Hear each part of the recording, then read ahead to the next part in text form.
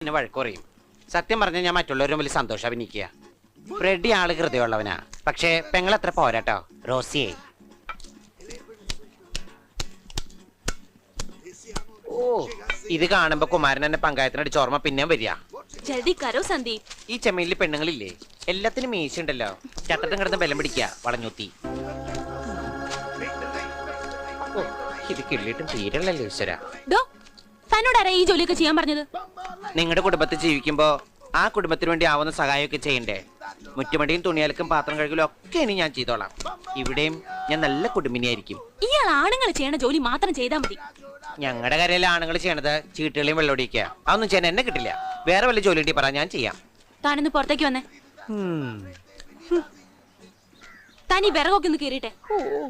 എന്റെ റോസി, ഇത്രയും ഭാരപ്പെട്ട പണിക്ക് ചെയ്ത് എന്റെ നടു തളർന്നു പോവും. അതെ, പറഞ്ഞത് അങ്ങ് കേട്ടാ മതി. ഇത്ര